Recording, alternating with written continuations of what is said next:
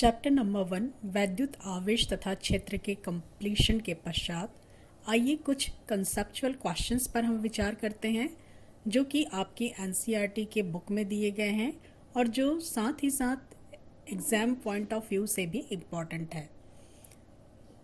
तो चलिए पहले क्वेश्चन पर हम विचार करते हैं। क्वेश्चन है, आवेशित चालक के भीतर विद्युत क्षेत्र शून्य होता है क्यों? तो इसका आंसर होगा कि आवेशित चालक के केवल पृष्ठ पर आवेश होते हैं, भीतर नहीं, अतः इनके भीतर विद्युत क्षेत्र का मान शून्य होता है।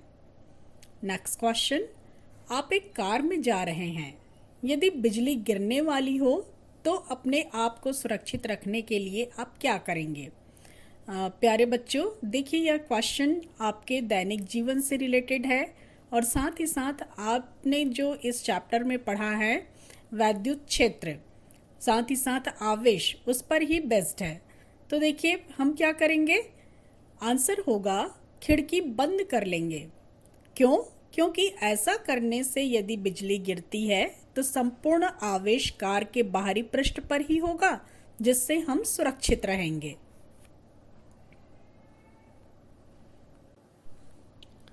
नेक्स्ट क्वेश्चन है, क्या एक खोखले गोले की अपेक्षा समान त्रिज्या के ठोस चालक गोले को अधिक आवेश दिया जा सकता है?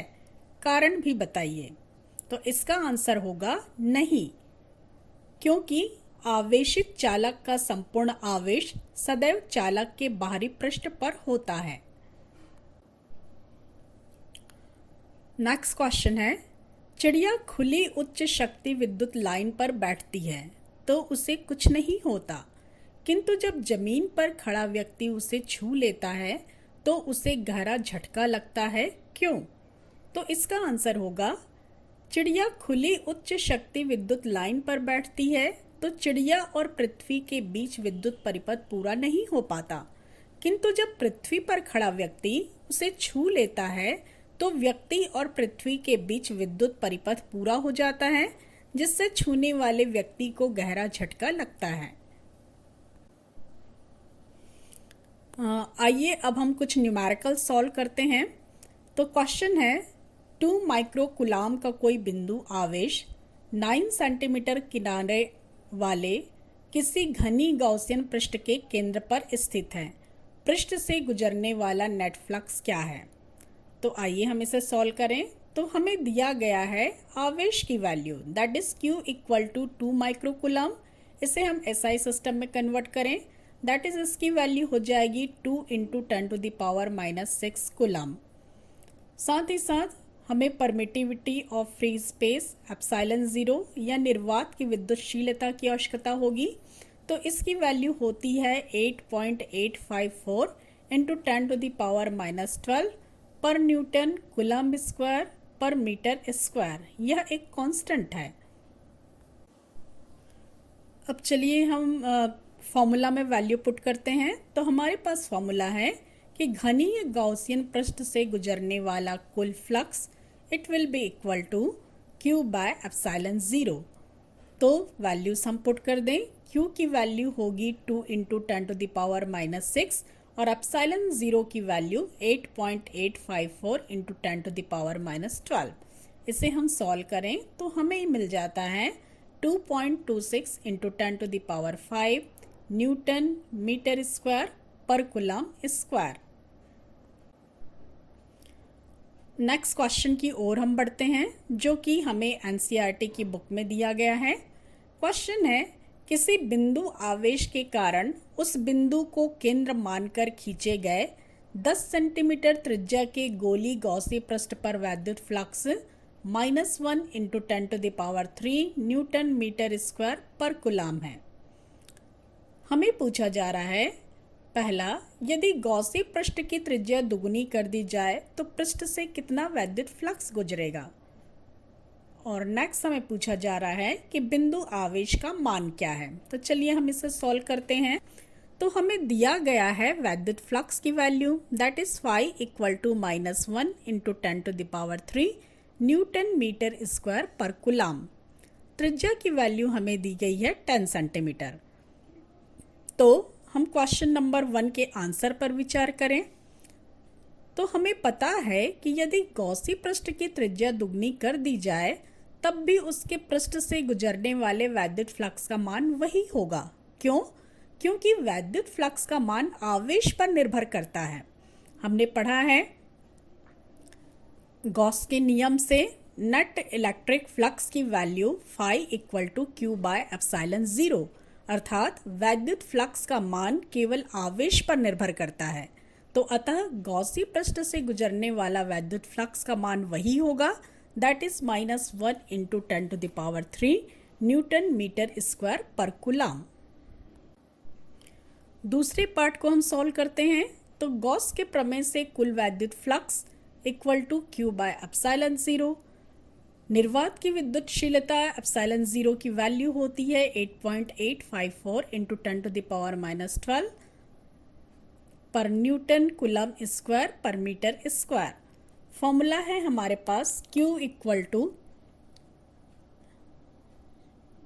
Phi into epsilon 0, that is value put करने पर Q इक्वल टू फाई की वैल्यू वैद्युत फ्लक्स का मान हमें दिया गया है प्रॉब्लम में, उसकी वैल्यू दी गई है -1 इंटू 10⁻³ इंटू एप्सिलॉन 0 की न्यूमरिक वैल्यू होती है 8.854 इंटू 10⁻⁻12। सॉल्व करने पर हमें मिल जाता है -8.854 इंटू 10⁻⁻9 कूलम और -9 कूलम। तो इसे हम इस प्रकार भी लिख सकते हैं, Q या आवेश का मान -8.854 10⁻⁻ कूलम होता है 1 नैनो कूलम के बराबर। तो हम इसे लिख सकते हैं nano coulomb, that is Q की वैल्यू हो जाएगी -8.854 नैनो कूलम।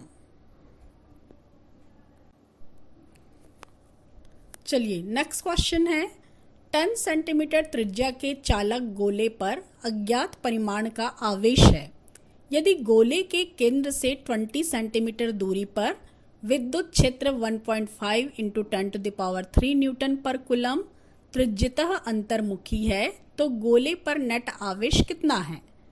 तो हमें दिया गया है R की value 10 centimetre that is 0.1 metre, small r की वैल्यू ये हमें दी गई है, कैपिटल R का मतलब है यहाँ पर चालक गोले की त्रिज्या और स्मॉल r का मतलब यह है कि हमें किस बिंदु पर विद्युत क्षेत्र की तीव्रता निकालनी है। तो स्मॉल r की वैल्यू हमें दी गई है 0.2 मीटर और E की वैल्यू हमें दी गई है 1.5 इंटू 10⁻³ न्यूटन पर कूलम। तो हमने अभी जो सॉल्व किया फॉर्मूला और हमें मिला कि विद्युत क्षेत्र की तीव्रता E बराबर चालक गोले के लिए 1/4 pi epsilon 0 into Q by R square. यह हमने अभी देखा था गॉस के प्रमेय के अनुप्रयोग 3 से। तो साथ ही साथ हमें वैल्यू पता है 1/4 पाई एप्सिलॉन 0 की, इसकी वैल्यू होती है 9 इंटू 10⁻⁹ न्यूटन मीटर स्क्वायर पर कूलम स्क्वायर। तो अतः Q बराबर हमें उस फॉर्मूला से मिल जाएगा, Q की वैल्यू 4 पाई epsilon 0 into R square E। Values put करने पर Q की वैल्यू हमें मिलेगी 4 पाई एप्सिलॉन 0 की वैल्यू 1/9 इंटू 10⁻⁹ R स्क्वायर। तो R स्क्वायर की वैल्यू हम लिख रहे हैं 0.2 इंटू 0.2 इंटू E की वैल्यू हमें दी गई है 1.5 इंटू 10⁻3। सॉल्व करने पर हमें यह मिल जाता है 6.67 इंटू 10⁻⁻9 कूलम और 10⁻⁻9 कूलम बराबर 1 नैनो कूलम। तो इसे हम लिख सकते हैं आवेश का मान Q बराबर 6.67 नैनो कूलम।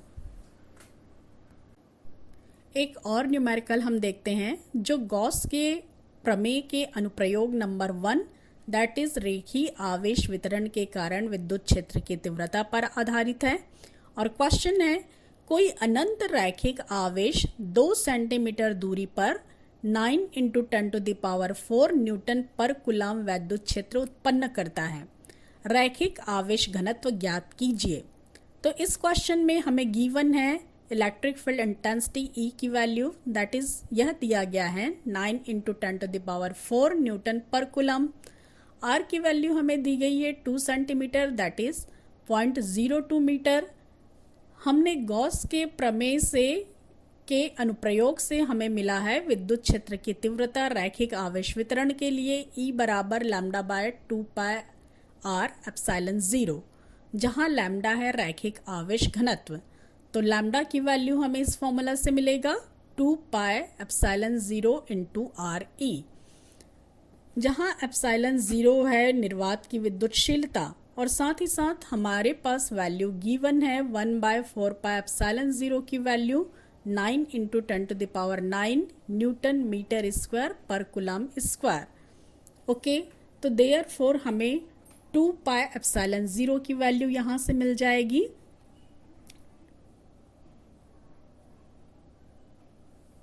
One by 2 × 9 × 10⁹।